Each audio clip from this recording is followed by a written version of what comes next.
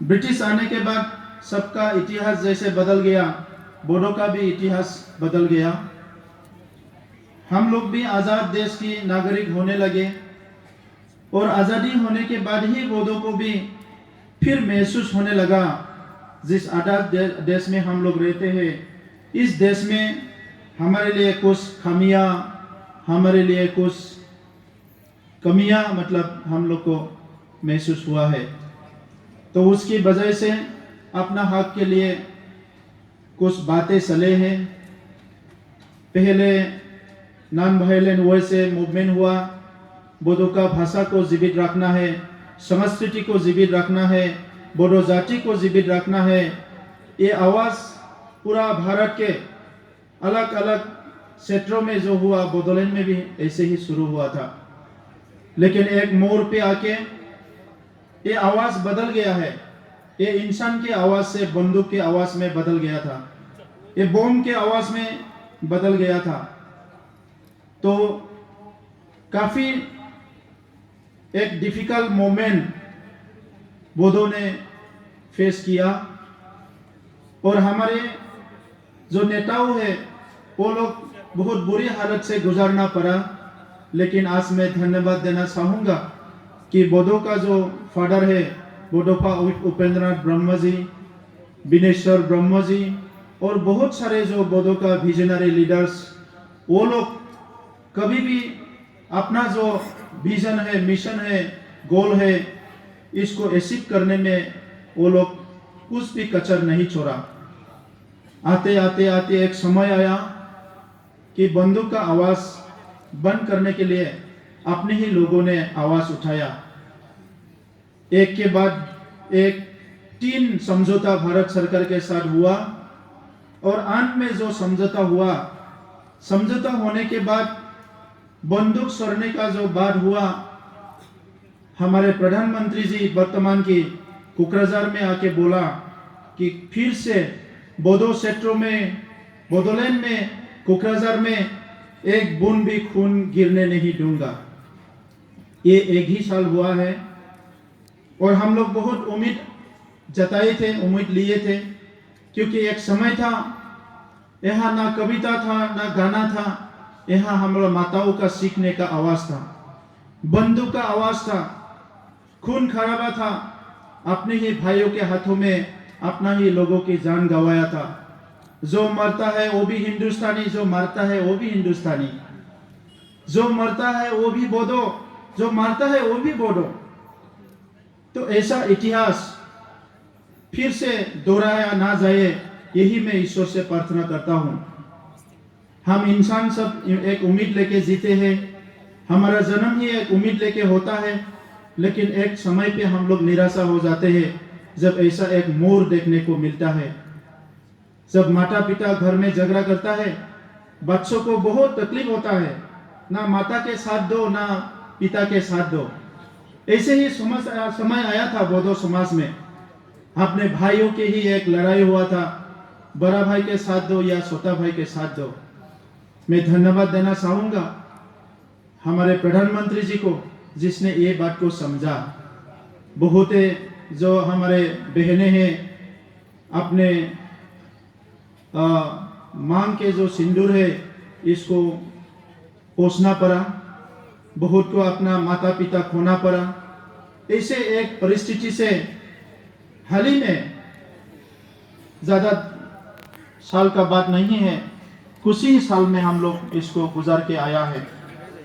तो आज आप लोग के सबके आशीर्वाद से कोकराझार फिर से खिल उठा है।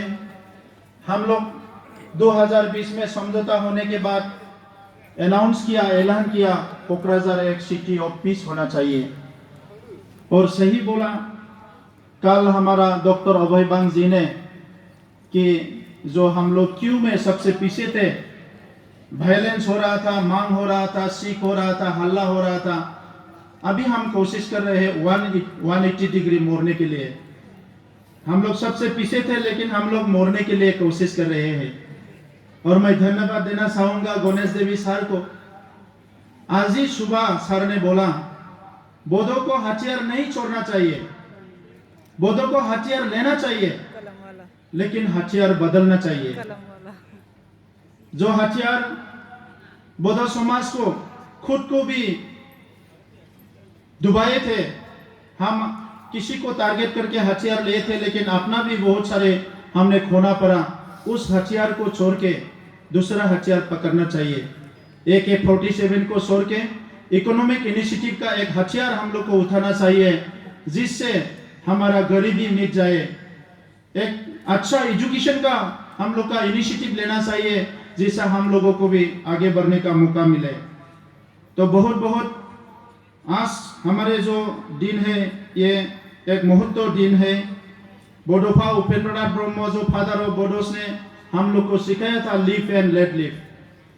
अभी यही सबसे महंगा कोटेशन हो गया है, बात हो गया है कि हम अभी इतना सेल्फिश हो गया है कि हमारे अपनों के लिए भी सोचने का टाइम नहीं है।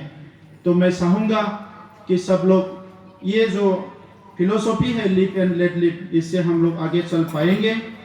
और अभी बंदूक की आवाज़ को छोड़ के, हमारे माता बहनों के सीख को छोड़ के, खून खराबा को छोड़ के, मैं उम्मीद करता हूँ कि आज से कोकराझार में कविताएं, गानाएं अच्छा से गाया जाएगा। कविता इसीलिए हम लोग सुना है कि कविता का जन्म होता है जहाँ शांति है। जहाँ शांति नहीं है वहाँ कविता नहीं होता है, अगर मैं गलत नहीं हूँ। तो इसीलिए हम लोग कविता को सुना। पूरा इंडिया के अलग अलग भाषा के हमारे कवियों जो आए हैं, आप लोग के आशीर्वाद से, आप लोग के यहाँ जो बदर आप लोग आए हैं, तो आप लोग के आने से ये बोडोलैंड का पूरा एक माहौल बदल जाएगा, ऐसा मैं उम्मीद रखता हूँ।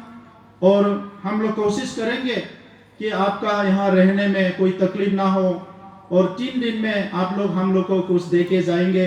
हम भी कोशिश करेंगे आपको कुछ लेके जाने के लिए कुछ देंगे।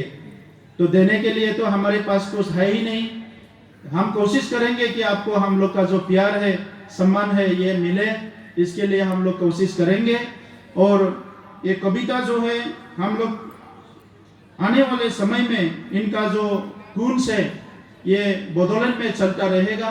और ये सुनहरा जो मौका है हम लोग को देने के लिए आप लोग को मैं धन्यवाद देता हूँ। और बोडोलैंड के इतिहास में ये हमेशा हमेशा के लिए आपका जो यहाँ आप आए हैं, इस प्रोग्राम में हिस्सा लिया है, ये हमेशा हमेशा हमारे इतिहास में लिखित रहेगा। मैं फिर से हमारा चीफ गेस्ट सर को मैं धन्यवाद देता हूँ। यहाँ उपस्थित सब जो इमिनेंट पर्सनैलिटीज है, सबको मैं धन्यवाद देता हूँ। और जो भी यहाँ उपस्थित है सबको धन्यवाद देता हूँ। और मेरा काम था इसको इनागुरेट करना। तो आज कवि का एक उत्सव है, तो कविता होना चाहिए था, लेकिन मेरा भाषा से मेरा अभी कविता आ नहीं रहा है। आगे 10 महीना हो गया, नया स्कूल में नाम लिखा, तो उसमें जो मुझे टेक्स्ट बुक दिया गया है उसको पढ़ के पहले का जो टेक्स्ट बुक है उसको मैं भूल रहा हूँ। तो मैं इस टेक्स्ट बुक से ही कुछ कविता निकालने के लिए कोशिश कर रहा हूँ, लेकिन कविता नहीं आ रहा है। तो अंत तक अगर कविता आएगा तो मैं ज़रूर गाऊंगा। तो मानगोनां रायजोफोर, जोबजासे बयबो थागोन होननानै आं सानदों। सानथामनि हाबाफारि मोनसे मेसेज थांनांगोन। आसामावल' नङा, सा सानजा भारताव बेबायदि 100 रावनि खन्थाइ आवरायनाय